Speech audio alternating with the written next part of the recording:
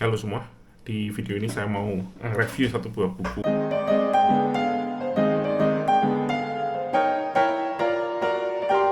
yang barusan saya baca, yaitu adalah bukunya Allen Carr.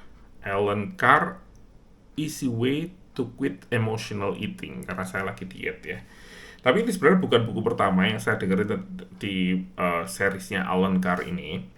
Saya beli bukunya yang benar-benar best sellernya dia, bukunya yang benar-benar paling laris itu judulnya adalah Allen Carr's Easy Way to Quit Smoking. Dan saya pikir semua metodenya itu sama ya. Jadi semua bukunya dia rata-rata tuh ada judulnya Easy Way to Quit, misalnya smoking atau eating junk food atau minum atau nyimeng atau dan lain sebagainya ya. Banyak kebiasaan buruk buku-bukunya itu ada banyak sekali, ada belasan mungkin ya bukunya. Dan rata-rata ada judulnya Easy Way untuk berhenti apa gitu ya. Jadi ya kurang lebih metodenya sama ya mungkin. Saya tahu buku ini tuh sudah cukup lama sebenarnya. Pertama kali saya dengar buku ini tuh dari buku lain, judulnya Atomic Habit. Saya juga pernah review di channel ini kalau nggak salah ya. Ya kayaknya saya sudah pernah review. Dan di bukunya itu di salah satu babnya itu cerita tentang Allen Carr, Easy Way to Quit Smoking. Walaupun orang yang nulis buku Atomic Habit itu kayaknya sih nggak merokok, tapi dia tertarik karena buku itu dan dia bilang bahwa buku ini bagus sekali gitu ya. Karena itu berhubungan juga dengan kebiasaan, jadi mengubah kebiasaan. Um, Sejak buku itu saya dengar ya, judul itu di buku Atomic Habit sudah saya masukin ke wishlist, jadi sudah agak lama ya. Sudah berbulan-bulan ada di wishlist saya di Audible, di audiobook. Dan saya nggak beli karena ya saya sudah nggak merokok itu mungkin hampir 15 tahun kali ya. Sudah lama sekali saya berhenti merokok. Mungkin 10 tahun ya. Ya, lebih dari 10 tahun yang pasti. Jadi saya nggak merasa perlu untuk ngebaca buku ini ya. Tapi beberapa minggu yang lalu itu ada sebuah podcast ya, podcastnya Joe Rogan dan bintang tamunya adalah Mel Gibson. Dan di situ Mel Gibson cerita bahwa dia itu dulu, jadi ini ya podcast yang dimana Mel Gibson rumahnya kebakar sebenarnya. Jadi di tengah-tengah podcast itu rumahnya kebakar. Jadi setelah podcast selesai 3 jam itu dia dapat kabar rumahnya habis kebakar ya, karena kebakaran di LA ya. Um, oh ya, I smoked for 45 years and I couldn't stop. I read this silly book by Alan Carr, The Easy Way to Stop Smoking. And it's a silly title, right? And it was sad my son gave it to me. He said, "Stop smoking, Dad. Here's this book." I left it on. I used to walk past the bookshelf and go, "Dumb book, dumb title." My doctor said, "You have first stage emphysema." And I'm like, "You got to be kidding me." He said, "Yeah, you got to get the smell." I said, "I better read this book." What did the book tell you? It didn't tell you you're bad, you're going to die. It didn't tell you all that sort of stuff. They had a chapter where it says, "Okay, we focused on the negative aspects of smoking." lagi. Jadi di podcastnya tersebut, si Mel Gibson ini cerita ke Joe Rogan bahwa dia itu dulu perokok yang sangat parah dan dia bisa berhenti hanya dengan membaca buku ini, buku Allen Carr Easy Way to Quit Smoking. Dan ya katanya instan aja, setelah membaca bukunya itu langsung berhenti merokok, sama sekali stop 100% dan nggak merokok lagi. Jadi katanya sih kayak, saya nggak tahu kenapa buku ini bisa membuat saya berhenti merokok. Saya sudah mencoba berbagai macam cara, tapi hanya dengan baca buku ini akhirnya benar-benar bisa berhenti sampai sekarang. Jadi saya, wah ini buku ini ternyata memang hebat ya gitu. Jadi saya akhirnya beli juga bukunya, walaupun agak penasaran aja karena saya sudah nggak merokok sebenarnya. Saya dengerin 2-3 bab, dan saya lihat lagi si Allen Carr ini nulis buku apa lagi. Ternyata ada banyak sekali seriesnya dia, How to Quit apa, dan akhirnya saya beli bukunya yang lainnya lagi, yaitu Easy Way to Quit Emotional Eating. Karena saya lagi diet sekarang ini, jadi saya ya beli buku itu dan akhirnya saya dengerin buku yang itu. Tapi ya dari 3 bab dan plus satu buku ini sih kurang lebih kayaknya caranya sama ya, dan bukunya juga judulnya juga sama kan, Easy Way untuk melakukan sesuatu atau berhenti melakukan sesuatu. hal yang menarik dari buku ini buat saya itu metodenya itu selalu kan easy way. Jadi menurut si Alan Carr ini ada cara yang susah untuk berhenti merokok. Cara yang susah itu penuh dengan kegigihan, kita tuh harus bisa menahan nafsu kita dan lain sebagainya. Tapi ada cara lain, yaitu cara easy way, yaitu cara yang jauh lebih mudah dan instan untuk berhenti melakukan hal buruk ini. Kalau saya baca bukunya ya, dan saya ketika saya dengerin bukunya ini, itu saya selalu keinget-inget salah satu chapter di buku Buddha karya jadi manga judulnya Buddha, jadi tentang kisah hidup Buddha Siddhartha Gautama yang ditulis sama yang digambar oleh siapa namanya, Osamu Tezuka. Ya, dia bapak manga ya yang bikin Astro Boy dan lain sebagainya.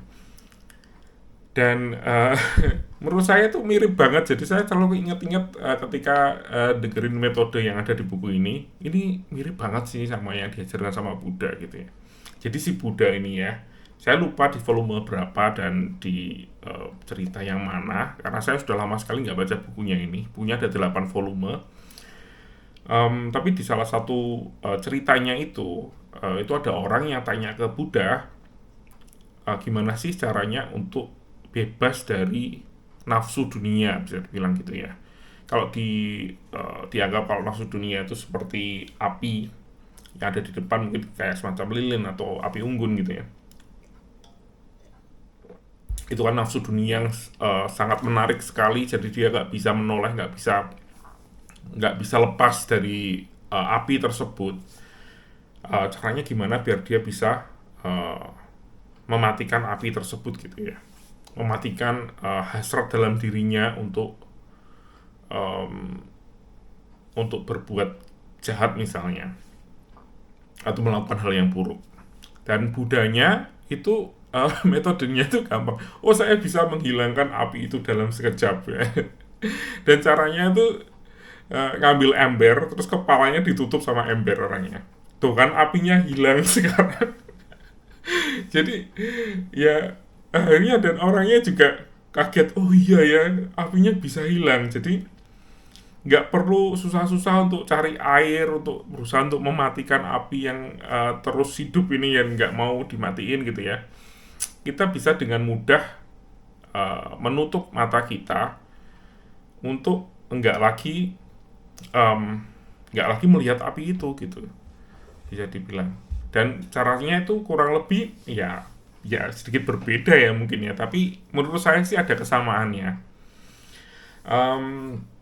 Jadi ya mungkin untuk menjelaskan lebih jelas lagi, mungkin jadi di buku ini tuh ada banyak sekali kayak contoh-contoh gitu ya, analogi-analogi dan lain sebagainya. Dan salah satu yang menarik buat saya itu adalah analogi tentang banyak sekali orang yang setelah mungkin sebulan, 2 bulan, 3 bulan, mungkin 1 tahun berhasil mungkin berhenti merokok atau berhenti makan junk food atau berhenti melakukan hal yang ingin diberhentikan. Ada juga buku tentang misalnya nonton video porno, bukunya ada belasan deh, berhenti ini berhenti itu gitu ya.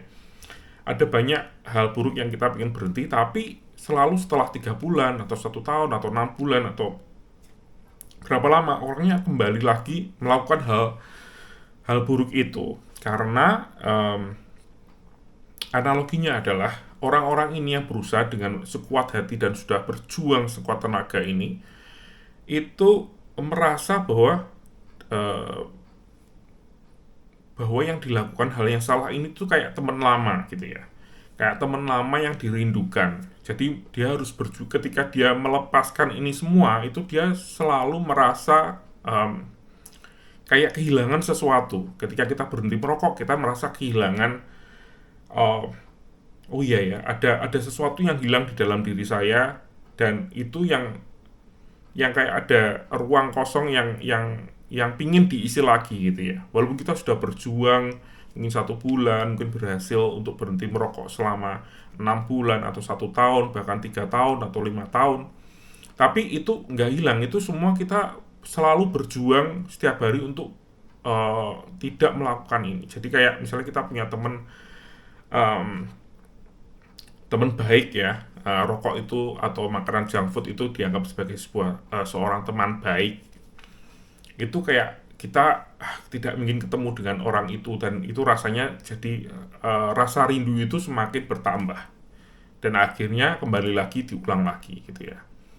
Sampai kekuatannya kita sampai mana. Tapi ada cara yang lebih baik untuk mengerti. Jadi metodenya yang easy way ini itu adalah dengan mengubah analoginya, dan membuat semuanya jadi lebih masuk akal gitu loh, jadi lebih nyata. Jadi untuk memahami yang terjadi sebenarnya di diri kita, sehingga kita tuh bisa benar-benar ngerti situasi yang ada, sehingga kita bisa benar-benar melepaskan hal ini itu dengan gampang sekali gitu. Jadi analoginya dia itu, oke, ini kamu punya seorang teman. Temen ini adalah temen yang baik banget sama kamu. Kamu tuh sudah berusaha untuk ngirit ya, setiap bulan itu susah banget untuk nyimpen duit. Kamu selalu berusaha untuk nabung untuk masa depan. Semuanya kamu lakukan dengan baik. Dan ini ada temen yang kayaknya kaya raya deh temen ini. Setiap weekend dia ngajakin kita jalan untuk makan-makan atau minum-minum ya. Oke, kita diajak sama teman kita untuk makan-makan, minum-minum. Tapi kita sebenarnya tuh nggak punya uang untuk ceng-ceng seperti itu, nggak punya uang untuk makan-makan, untuk kongko-kongko sama temen gitu ya. Tapi ya sekali-sekali bolehlah kita sekali-sekali seneng-seneng sama temen. Terus kita jalan sama temen kita itu, wah, setiap kali makan habis 200.000, 300.000. Hari pertama, minggu pertama, oke, bayar sendiri-sendiri gitu ya. Tapi si temennya tuh bilang, nggak usah, saya aja yang bayarin gitu. Wah, nggak enak ya, wah dibayarin. Minggu depannya lagi, wah, kita janji ke diri kita sendiri kalau, wah, kemarin sudah dibayarin, kita gantian yang bayarin gitu kan. Normalnya kan kayak gitu. Terus ternyata teman kita itu, si teman kita yang kaya raya ini yang ngajakin kita untuk makan-makan ini bilang, nggak usah, saya aja yang bayar. Terus bayar lagi 200.000, 300.000, dia yang bayar lagi.